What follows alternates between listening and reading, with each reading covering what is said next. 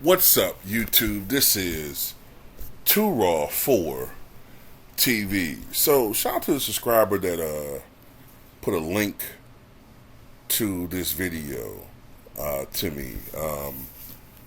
I would have seen it anyway eventually,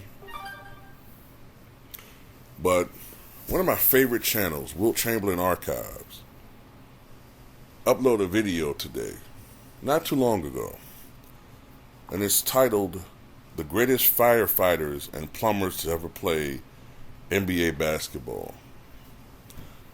And about 4 minutes and 20 seconds into the video, there's some podcast that has J.R. Smith and some other clown or something. And they're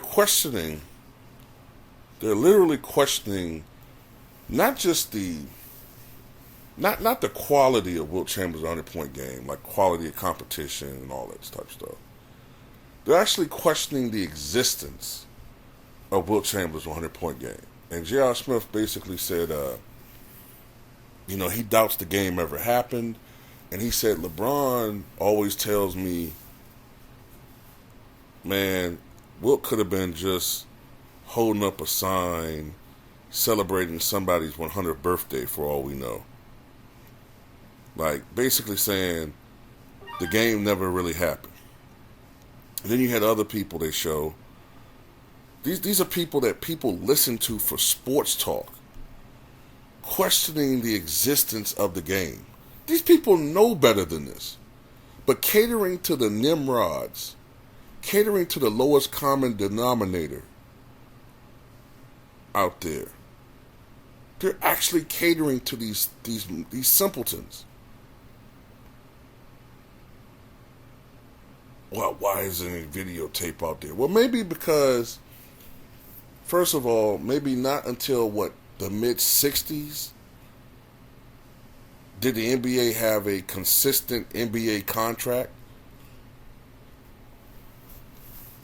From what I could tell, I think the first NBA contract was to the DeMont Network. Never heard of the DeMont Network? Well, that's because it went out of existence, I think, around 1956. And I don't think they had a consistent NBA contract until, I think it was ABC in the mid-1960s. And that was after Wilt Chamberlain's 100-point game. So most of these games weren't aired on television. Most of these games weren't recorded.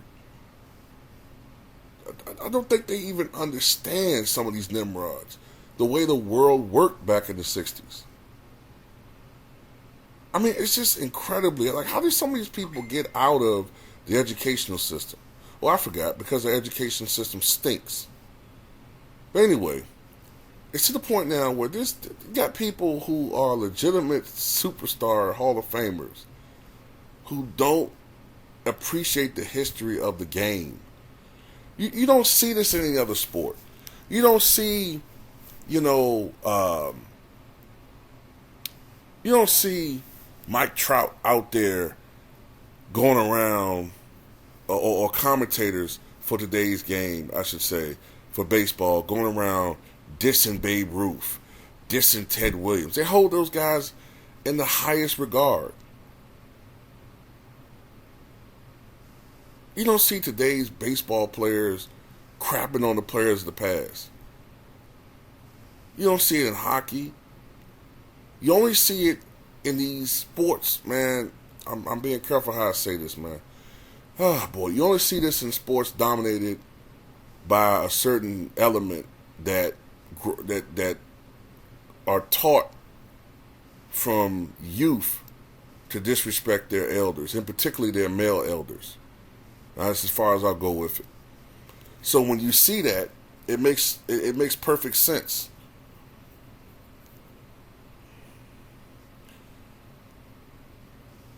The facts are, Wilt Chamberlain had a 100-point game. He averaged 50 points in the season. He averaged 48.5 minutes that same season. That year, he became the first player in NBA history to make more than half of his shots in a game. If that don't sound impressive, consider the fact that the average field goal percentage back then was around 42-43%. He took 40 shots a game. and made 50 point something like 6% or something like that. Considering that in many games he was being double teamed, triple teamed, mauled, fouled so often that he was shooting 17 free throws a game. Yeah, he was being harassed.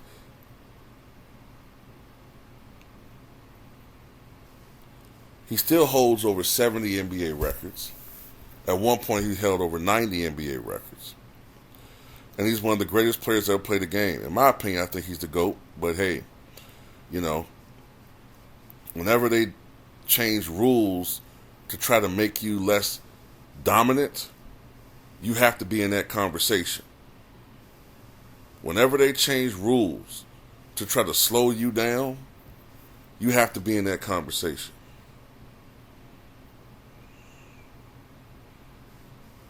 And by the way, Kobe fans, I want you to know the 81-point game is next.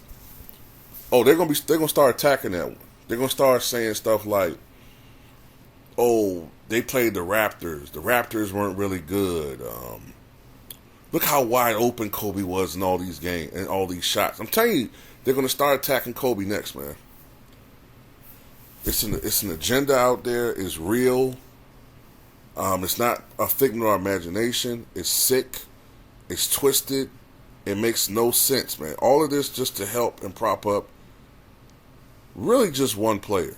Because I don't see the same energy to prop up KD, to prop up Steph. I don't see it. It's to prop up one guy. But anyway, I'll put a link to that video I'm talking about in the pinned comment in the comment section below.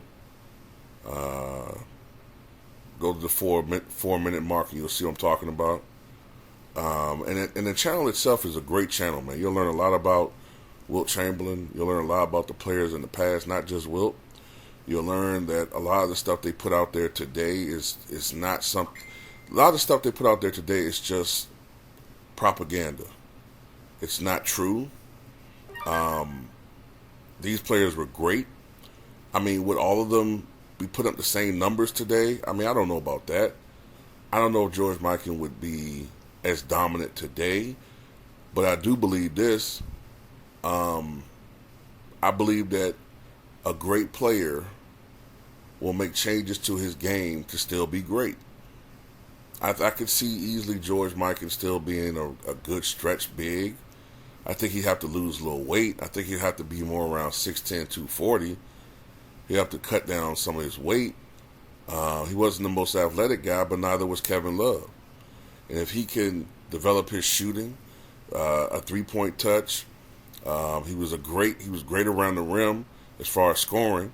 I could easily see George Mikan having some skill set similar to a Jokic, not the passing ability, but as far as the touch around the rim, the outside shooting. I think he'd be a better shot blocker and better defensive presence than Jokic, but I can still see him being a top center in the league because it's not about athleticism. It's about, a lot of it has to do with anticipation and outthinking your opponent. It's not all about athleticism. If it was all about athleticism, then Darius Miles would be a Hall of Famer. Stromile Swift would be a Hall of Famer. You know what I mean? A lot of these guys that could jump through the gym would be Hall of Famers. Harold Miner would be a Hall of Famer. It's not always about athleticism. If it was about athleticism, Larry Bird would have never made it in the NBA. Chris Paul isn't the most athletic dude. I don't think Glenn Rice was jumping over people. Magic Johnson wasn't the most athletic dude either. He couldn't jump over. He probably could jump just as high as Larry Bird, which isn't that high. But these young people have been deluded into thinking that if you just...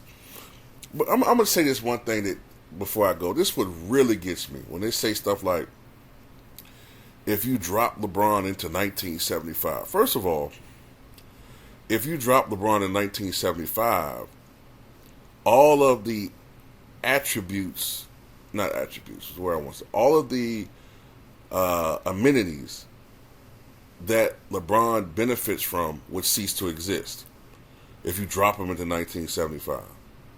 Okay, the access to the physical care, the access to the funds, the monies wouldn't be the same. He'd be making, instead of $50 million a year, he'd probably be making maybe $500,000 a year in 1975. So he's not going to be having the same access to all that crap. All right.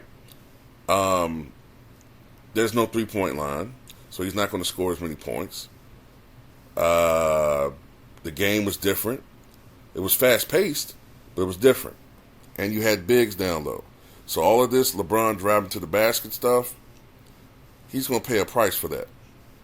And just because his name is LeBron on the back of that jersey, don't mean he's going to get all these special calls back then. They weren't doing that as much back then. So if LeBron got fouled, they'll call it. If they see it as, something they could let go, they'll let it go. If LeBron argued with the officials back then, he'll get called for a technical. But playing in a league where you got to contend with Kareem, Kermit Washington, Maurice Lucas, Wes Unseld, Bob Lanier, let's see, Moses Malone, I'm trying to think of all the bigs, but Zelmo Beatty, Dave Cowens, Elvin Hayes. When he's dealing with a league where there's 17 to 20 teams and there's not a whole bunch of sorry teams you can just beat up on and pad your numbers, and the way you drive the basket, you're going to start being knocked on your ass by these centers. Oh yeah, and another thing that these spoiled ass players have to deal with. You don't got your own personal planes no more. Oh no. You gotta get your ass up at 5:30 in the morning and get on an uncomfortable ass plane with your 6'9", 6'10", 7-foot ass, and sit next to a regular person, all uncomfortable, crunched up, on planes that were a little bit slower. So you're not gonna get there to your destination in an hour or 2 hours. It's gonna be more like an extra hour. Gotta deal with bullshit, racism, a lot more openly. Someone writing the N-word on your home, oh no, they're going to be saying it in your face. And if something happens between you and a white person, they're not going to care about who started it. All they're going to do is put your face in there on a page and make you look angry and make it your fault. And what else? Oh yeah, more back-to-backs. You're going to have all these spaces between games. The league going to be catering to you. Oh yeah, and you're not going to have the freedom to just change teams like you do now. Players are starting to get more freedom with free agency, but, you couldn't just go to, you ain't going to be able to go to, say, Rick Barry and say, hey, Rick, hey, man, I was wondering, man, you want to play on the same team?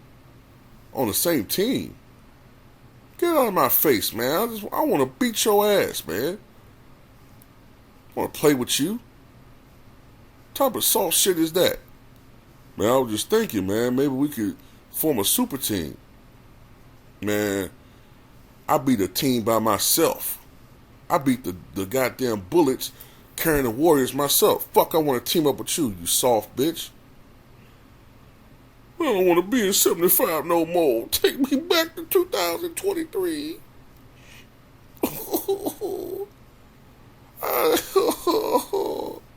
I ain't special no more. And I can't grow a fro either. My hair too bald and sparse. When I grow a fro, I look like Fred Sanford.